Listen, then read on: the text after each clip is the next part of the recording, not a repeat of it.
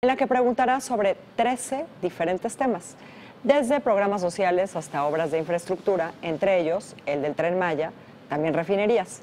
No obstante, la realización de una consulta de este tamaño y de manera tan apresurada puede traer más problemas que beneficios, entre ellos una falta de confianza y de credibilidad del nuevo gobierno frente a sus electores y frente a los mercados, sobre todo porque se había prometido en días recientes que no se iba a volver a realizar una consulta de esta manera, ¿no? En estos términos. Y para hablar de este tema nos acompaña Luis Rodolfo Oropeza, él es estratega político y también director de la firma Día de Consultores. Rodolfo, qué gusto tenerte aquí, buenas noches. María, buenas noches. ¿Tú dirías, Luis Rodolfo, que estamos en efecto en una crisis de gobernabilidad, que este gobierno entrante no ha empezado, no ha tomado posesión el presidente electo y ya tiene una crisis? Totalmente, y la crisis deriva de haber empezado a gobernar antes de tomar protesta. O sea, muchas de las decisiones que Andrés Manuel ha tomado en los últimos 2 meses, para ser preciso, yo creo que le han empezado a generar un desgaste, y lo más costoso de todo es que ha aumentado la polarización. En otros programas y en diversos espacios que tú has tenido, se ha hablado sobre esta polarización, que ya no nada más está en las redes sociales, sino que empieza a marcarse en otros ámbitos, que es lo que preocupa. Ahora, un desgaste, Luis Rodolfo, porque ayer con Francisco Abundis en GEA, a través de su página y de Twitter y varias otras formas de distribución, pues parece que López Obrador va a entrar con más del 70% de aprobación. Claro, son 30 millones de votantes. No olvidemos que el primer acto de credibilidad que tuvo fue haber ganado con los votos y con esa contundencia. Después de ahí viene una etapa en la cual yo creo que tiene un diálogo constructivo con sectores, empresarios, sociedad civil. Se empieza a volver más flexible en sus posturas. Todos creíamos que iba en una ruta y después empiezan las contradicciones. Los voceros de Morena empiezan a decir una cosa, otro lo corrige. Primero dicen que va a la consulta, luego que no. Creemos que no es vinculante y finalmente él acaba tomando una decisión política. Pero creo que hay actos de Estado y hay actos de administración pública. El problema, como tú bien señalabas, es que quiere meter todas las decisiones administrativas que él quiere tomar a una decisión del pueblo. Y yo creo algo, el Ejecutivo debe ejecutar, el Ejecutivo debe de tomar decisiones y debe de desgastarse. Finalmente, no es nada más generar aprobación, es tomar decisiones que vayan más allá de eso. Si no es en aprobación, ¿cómo o cuándo se va a manifestar este desgaste del que tú hablas? Yo creo que el no tener interlocución con ciertos sectores, el que no se dé un intercambio válido de ideas, el que no exista una oposición real que tenga un diálogo con él constructivo, como lo que hoy vimos también en la Cámara de Diputados, que ya vemos mantas, la derecha haciendo actos muy parecidos a los de la izquierda de hace años, es donde son síntomas que nos deben de preocupar. Porque también hay algo, creo que hoy Morena y el presidente electo tienen los instrumentos para poder hacer todo de manera legal. Pudieran legislarlo, pudieran ir por la vía legal y pudieran empezar a tener este desgaste, que creo que es lo que están evitando a toda costa. Ahora, ¿quién es responsable de esta crisis? Porque los acontecimientos de los últimos días, por ejemplo, ¿no? Hace unos cuantos días, Mario Delgado, él afirmó y hizo una declaración que además fue muy pública, ¿no? Digamos, al respecto de la consulta, y dijo que no habría otra consulta fuera de la ley. Y unos días después, pues resulta que sí hay una consulta fuera de la ley, más o menos en los mismos términos de la anterior, y además gigante, ¿no? Una megaconsulta que abarca, como dijimos, muchos temas. Entonces, es el propio presidente electo. Yo creo que él desplaza pues lastima a Mario Delgado como interlocutor.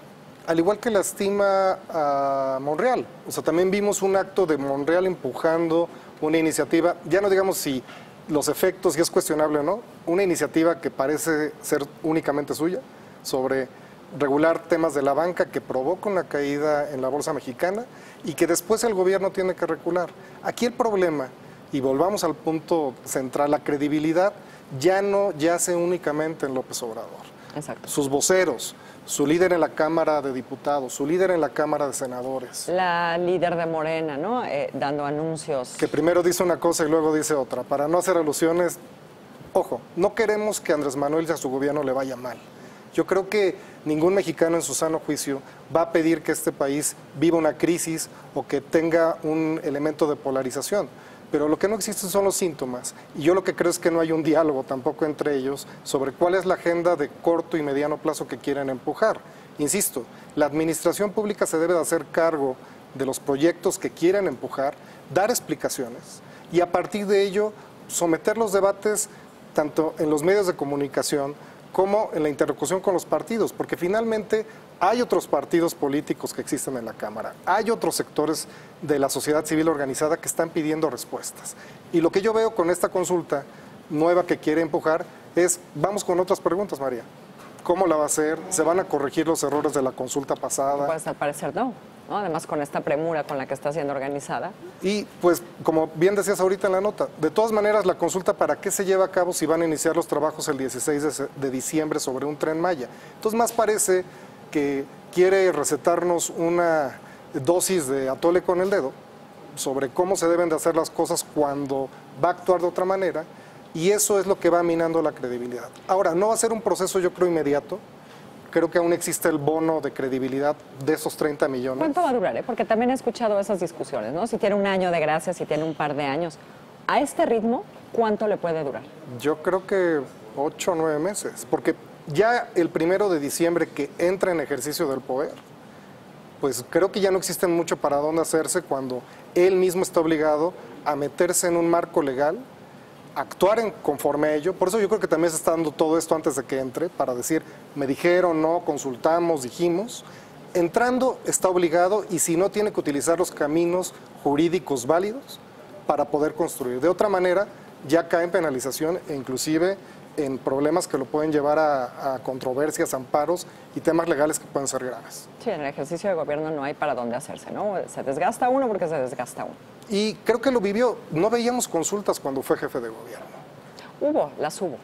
Pero o sea, no a este ritmo, no tan seguidas, no de una primera consulta importante a una mega consulta que casi lo abarca todo. Esperamos cosas planeadas, esperamos respuesta de su gabinete y nuevamente, si ves las declaraciones de los posibles secretarios de Estado, tampoco tienen muchos argumentos para darnos sobre por qué se están llevando a cabo estas consultas. Entonces, más pareciera sí un acto de voluntad del presidente para tratar de legitimar actos que después él tomará como válidos para dar las decisiones, que pues verdaderamente una intención de consultar a la gente sobre qué se puede o no. Estamos hablando de que si hay 90 millones de electores en este país y tienes una consulta donde solamente vota 1 millón, pues es 1.2 del total de electores que están decidiendo qué pasa con la política pública del nuevo gobierno. Sí, por más que votara el doble, ¿no? Seguiría siendo... Un triple, cuádruple. O sea, hay un mínimo en la ley que no se ha superado. Luis Rodolfo, te agradezco mucho que hayas estado aquí. María, un placer. Nos estaremos viendo seguido y espero verlo también a usted después de esta segunda pausa.